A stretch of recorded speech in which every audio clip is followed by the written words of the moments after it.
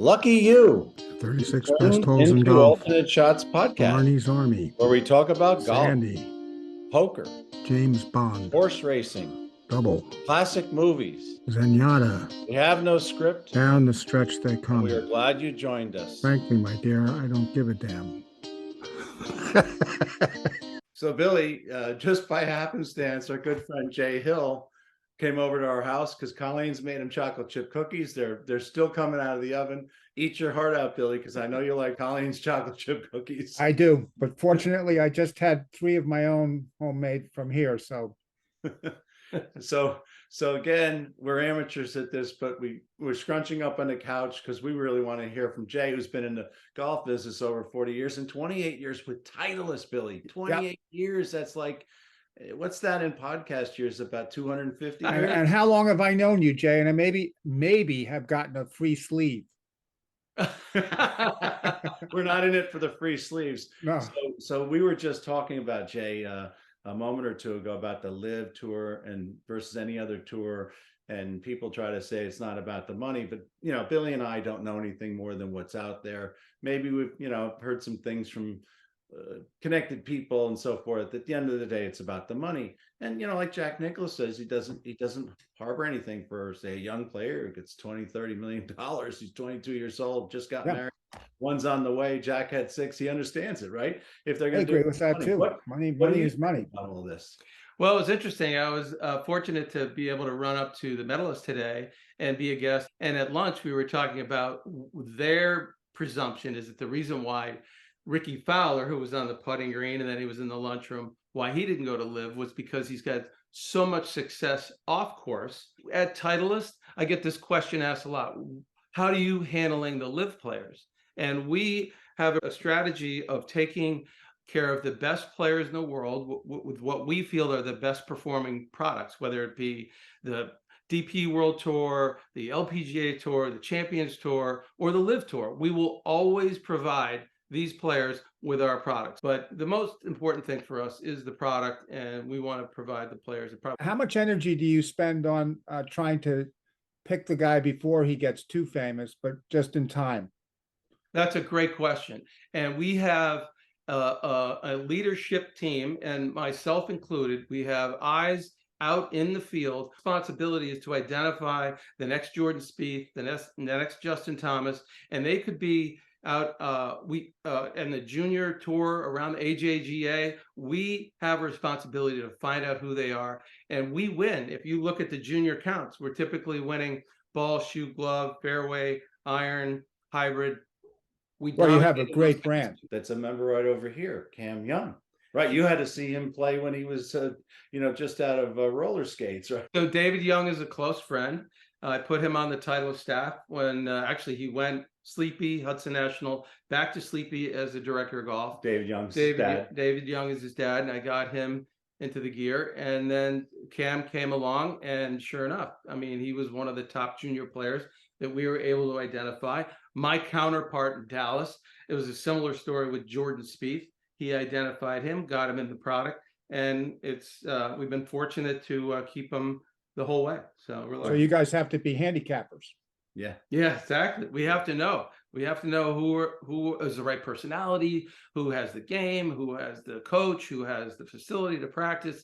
And, would it be entirely based on that, or you take a guy like DeChambeau?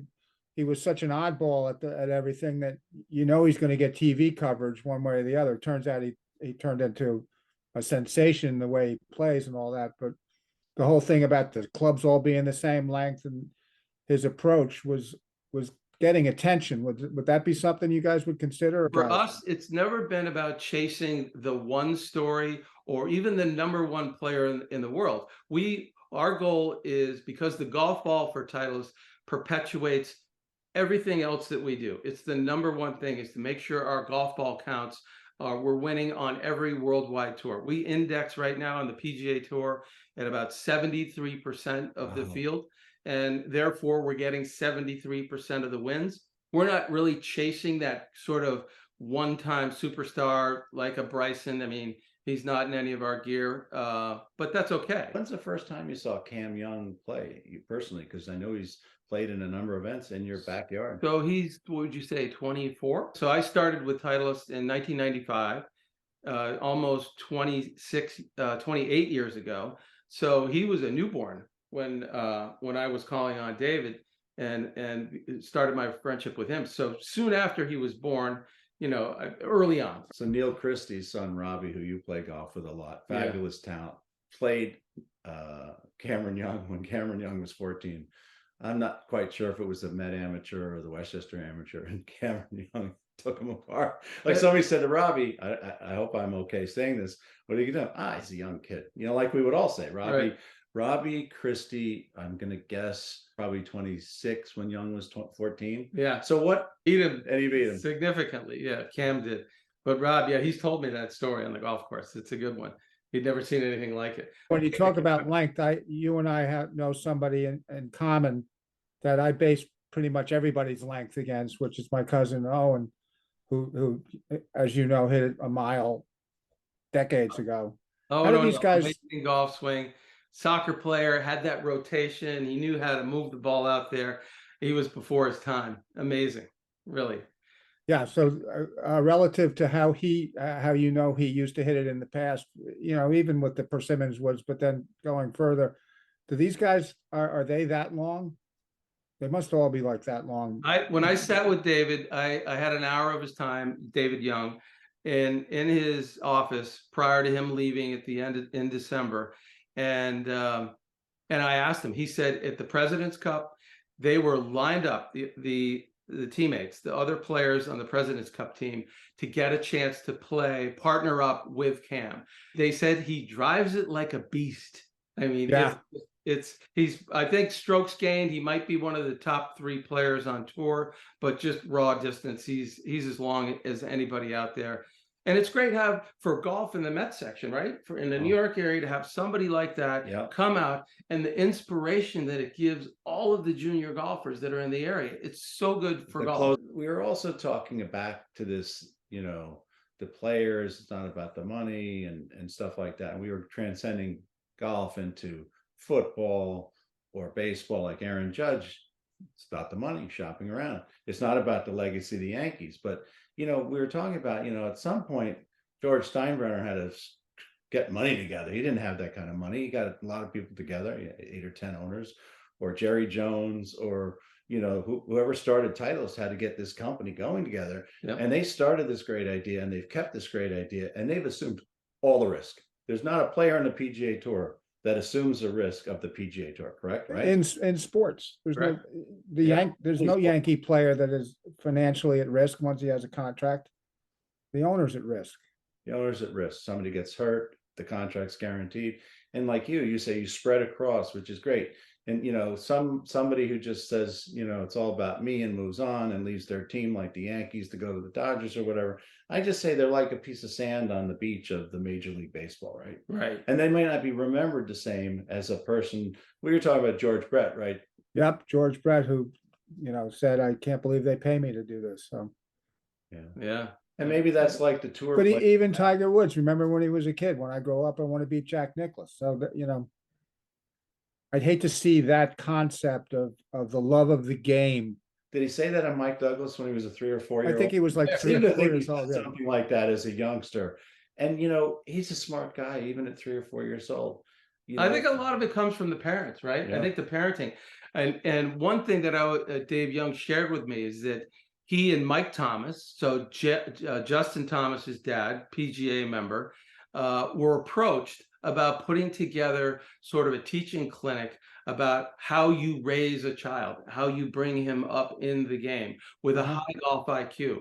And I don't know if it's going to pan out and turn into something, but that kind of initiative, I think, is critical for the next generation of golfers so that they think the right way, right? I heard Earl Woods say that Jack Nicklaus learned to play from tee to green, but he taught Tiger the exact opposite way, to learn to play from green back to tee. Say what you want about Tiger's father. He raised an individual that was driven, like you said, wasn't playing for the money, was playing to be, you know, like Muhammad Ali. Be the best. Was the best, and Jordan's the best. We had at the PGA show, which is coming up in a couple of weeks in Orlando, in 2020, right before it hit, was the last PGA show that we attended. we had on display every win that Justin Thomas has ever made. There were 110 wins starting as a junior, and Mike Thomas had written on each ball the total score that he had and then the name of the event. And to see it was That's great. You had 100+ golf balls. and on one Thanks to mount, Mike Thomas. all mounted on one display. It was breathtaking. All Titleists, I presume. Oh yeah, of course. Yeah. If it were not a Titleist, he would have had it turned to the logo. Yeah, there would have been some blanks in there. Yeah. Would've- Have X-outs been, are they extinct now? Really, that's a great question. So just to give you the metric, we make 1.3 million golf balls per day. We get back annually less than 12 golf balls that are defective. So to answer your question, X-outs are a thing of the past. You know? Billy wants those balls that you can get. They're like a massage shot on a pool table where you can hear Billy Old. He used to play stymies. Yeah, I need the oval ball to hop for me. The game is in such a good place, but for the game is very healthy. We like all golfers having the ability to go onto a playing field using the same equipment that the best players in the world use and comparing their games. That we think is an aspirational part of the game that should never be lost. Coming out of the pandemic, will level off in terms of the growth of the game. However, a lot of people have returned to the game. Women is the strongest growing segment of the game. Juniors are coming up. We think that the future of the amateur end of the game is in a very healthy position.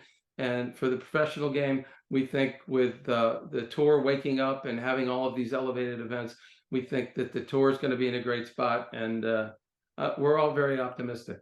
It's the only sport in the world where, you know, mopes like us can actually play on the same exact courses as the pros. You can't play baseball at Yankee Stadium or throw the football around at the Meadowlands. So that's an awesome thing about golf. Yes. You can actually go out to where, you know, Claude Harmon played and see what he played, or where Tiger Woods won. And, you know, me and my friend Steve made the mistake of playing the Ryder Cup tees down at the Ocean Course one year. Yikes. Was the wind blowing, Billy? It's blowing right now, and I'm not even there. Shot 112 and had to reload at the turn with golf balls. Where'd you make your birdies? I'm still waiting on those. I did lose a 3-wood on the 9th hole, I think. It kind of slipped out of my hands and flew about 180 yards into the water. Wait a minute, going back to our talk with Billy Harmon, did you throw another 3-wood because you needed a professional in case you didn't find the first 3-wood? It was funny because when we finished the holes, I got up to we were playing with our wives, and I got up to Steve at the green, and he was like, you know, I saw you take the shot and I saw you hit the ball dead right. And then I saw you walking back to the cart, but you didn't have a club in your hand. And then he said to me, that's the last time you're going to hit that club dead right. 320, yeah. Yeah, 320 yards. And, you know, Claude Harmon in his day probably hit something like a 2 or a 1-iron into this area just past the shadow before the bunker, right in that 4-foot spot. You could probably, Harmon and Hogan would probably just be playing out of their divots back in '59. I've been a member for 6 years, almost 7. And it took me about 4 years. Maybe not after this podcast. It took me 4 years to figure out how to get that bunker out of play. I was hitting driver on that hole every time. I'm not a long hitter, obviously, so I'm now hitting 3-wood off the tee there. Completely removed that bunker from play, and I'm content with a short iron into the green. There's 2 places not to be off the tee: in that bunker or anywhere on the right. Right. Billy, I went out and played 9 holes with Neil.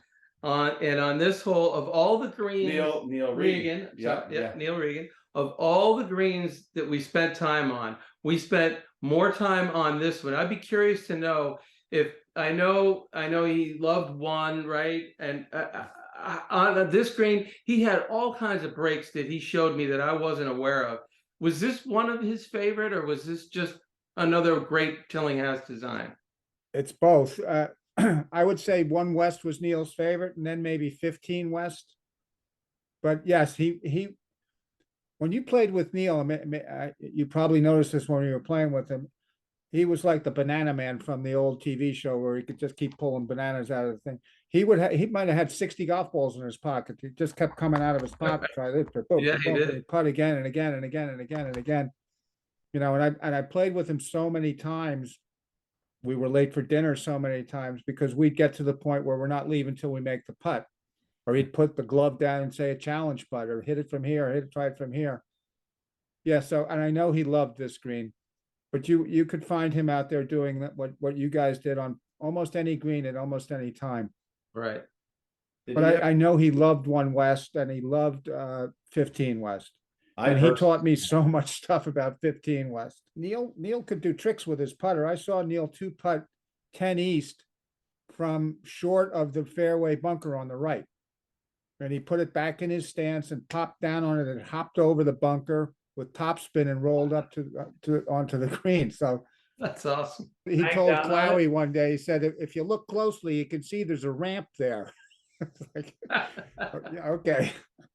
Was Yeah. the Dutch elm? It was a Dutch elm, right? There was a Dutch elm When did that elm come down? Do you in the recall? 90s, I In think. the 90s? I'll double check, but you know, when they Yeah, took it, because they put another one up for a while, then they took it down. And well, you they know, put less we all missed the material big up tree, there. but the hole is brilliant without it. So It often went in the tree and it Sure. would bounce around, and it was Sure. like a pinball. sometimes you got good fortune out of it, sometimes you didn't. Sometimes you end up in the bunker, sometimes you end up no putter required, Right. you know, like that. So Yeah. what's your favorite hole at Wingfoot? Oh, without doubt, 13 East, on the East course, 13, on the West, 15. 15 West and 13 East. I love that neighborhood, I call it, of the Yeah. property. It's just I so love 15 West also. Yep. Yeah, I think 15 West is such a reward when you play it right. When the pin's in the back right and you're down on the front, you can hit the ball all the way up to the back center of the green and then just watch it take a right and go down stone cold. It's just an awesome green, awesome green. And looking back from the green back down the fairway for me is a perspective that I just picked up on recently, and I love that. on which hole? On 15 West, from the green, looking back, seeing that. Yeah, there's a lot of people who miss the appreciation of looking back and you know, enjoying the contours that they've just, you know, come over. Alistair McKenzie had a hole, I think it was at Al Woodley, maybe in England, where I saw a picture of it. If you look at it, both sides of the fairway are lined with bunkers. There's probably 16 bunkers going up both sides of the fairway, 8 on each side. And then a picture from the green back, there's absolutely no evidence of a bunker. If you were driving a cart, you would drive right into them. You cannot see any sand or any indication there's a bunker I've there. done that. And I hope everybody who plays Wingfoot, when they finish putting out on any one of the greatest 36 holes in golf, which is Wingfoot, 1 West, you look back. 2 West, you Look look back and see what you've it's done. a view, and now you know it really is something. And you try to remember those, like you remember 15 West, what it looks like going backwards, right? Yeah, I was probably rolling my head saying, how could you make a putt like that? I was right looked back there. I and was I right there. noticed- Well, Or yeah. you're counting your shots. Wait, I was there. I knocked it Well, over there. and 15 West is one of the holes, we'll talk about it later, is that, you know, it's not super long. For a good player, they're thinking of hitting some iron hybrid 3-wood, depending on where they want to be on the left top or down below. And now down below is a much smaller area because the way the fairway has been cut over toward the creek. You know, have you ever hit the But you ball? don't gain anything with length over No, the. and over I the tell brook. my cat I'm gonna hit driver on that hole every time until I hit it in the creek. And Billy, have you Yeah. ever hit in the creek on the left, which is not visible? Yeah, I've hit it over there, bounced it over there. It's not like I carried it over there. Not your second shot, Billy, your first shot. I've never hit my second shot in the creek over there. I have hit it many times in the creek from that annoying right side bunker, but otherwise, I kind of avoid the creek. I saw Joe Collins jar his approach shot for a 2 on 15 this past summer. That was fun. Nice. That is so he used something the I'd love normal to have. iron approach from the middle of the fairway. I don't know what he hit, but Where was the stick? the stick was middle, as I recall. And you saw it go in. Yeah, That's pretty good, because if Yeah. it's in some of those tuck pins, you can't see it until you get up there. all right. Yeah, know, but the if you old days- know the green and you know where you hit it and where the pin is, you know I'm gonna like that when I get there. Yeah, You know, the old days of Wingfoot back in the 70s, the bridges now are on the left and the right, but in those days, and you probably go back long enough, there was a macadam road, like a road right in the middle. That's how you got across. And so some of the older members would hit the ball. They'd hit the ball into the fairway about 180 yards, and they take the 3-wood. And Joe Gagliardi's father, who is standing behind Bobby Jones in the 1929 Open on the 9th tee, which is that picture we have. He's standing there dressed in splendor, and he was short like that in the 70s. And he would take us to 3-wood, and he hit the 3-wood, bounced it over the wall. Oh boy, I'm gonna just quickly have to say 3 West. Really? Yeah. And where do you think the hardest pin is on 3 West? I think it's as far front right as you can get. Am I right? We said that too in one of our podcasts. I think the 3 West, we agreed it was the front right, because you're very rarely putting up or even with it. If you hit that green or hit your second shot on the green, you're often putting at an angle down at it. Right? Right. And Yeah. how good do you have to be to get it close? Crazy good. In regular conditions, right? I always say 15 East is the most confounding green for me. 15 East. Yeah. I can't figure it out. That may be the toughest par 4 at Winged Foot, and it's only 320 yards, right? Yeah. Certainly when you see the Anderson, they come and play that, and they respect the heck out of that, or especially if they put that pin kind of in the that back right area. Oh. It's amazing how often people come up short on their second shot on that hole. Yeah. You know, and in the 72 Open, the women played Winged Foot's East course, and that hole killed them. 16 was a par 5, 17 was hard, but the 15th hole, they could hit a good shot up there and have a 7-iron. But they were hitting it everywhere. They're hitting it over the green on the right, on the edge of the bunker. Nobody I saw had a birdie putt on 15 East, and it was the shortest hole. I think 17 East is the hardest green in regulation of all 36 holes. All right, last question. There's 8 par 3s at Winged Foot. If there was a large bet that somebody had to make par, you have to take the bet. You have to make par. Which of the 8 par 3s at Winged Foot would you say, okay, let's go there? That's the hole I select. 3 East. 3 East. 3 East. 3 East. So far, that's been everybody's answer. Nobody said 17 East. Nobody says 10 West. Yeah.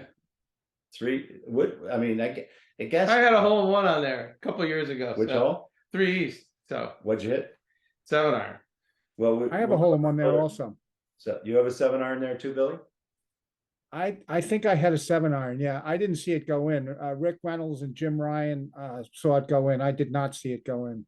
Why? Because you hit it off to the right on the rocks and it bounced up? Because I'm blind. I did hit it off the rocks to the right and bounce on in a playoff for the last spot in the Senior Club Championship one year against Bob Howe and Stu Catches. I ended up winning the thing. It was absurd. I didn't belong in it at all. But Well, a Balboa greenie, very rare. we had one podcast, and we'll kind of roll up on this. Hank Malfa said 2 things that were great. The first thing he said is he had 2 he's had multiple, maybe 5 of them. He had one on 6 East, one on 3 West, but he had 2 on 3 East. And he said, what's interesting about that, I had a hole in one with a 6-iron, and another time I had a hole in one with a 9-iron. And it's the same 140 yard hole, right? Right. He could have been looking at the club upside down too, right? Hank said something that was great. He says he walks on the golf course at 280 acres a lot. I'm lucky enough to walk where every great golfer in the last 100 years has walked. What do you think of that? It's amazing. Hallowed grounds for sure. It's really Absolutely, yeah. I learn something every time I go there. And by the way, not for nothing, but these podcasts, congratulations to what you're doing and spreading all of the good that Winged Foot is to the world and doing what you can, because it's just such a special place. It deserves it. And congratulations to you guys for doing this. Yeah, you'll get a sleeve of balls for the cookies I'm about to go get. Billy, you're not getting a sleeve. You didn't make the cookies. Next time I see you in front of the pro shop, I'll have words with you. Locker 180. Anytime you're getting low, just go to my locker. Thanks a lot. All right, This is great. Thanks. Thank you, Jay. Well done. Thanks for joining us Casper. today. Billy We Harmon, really appreciate your Double feedback. Indemnity, And please Arky, subscribe to the 2 show Outer, and hit Claude the bell Harmon. icon so you get notified. Movie Classics, New episodes. Mark Gable, Hit them Odd hard Job, and hit them off. Best 36 Holes.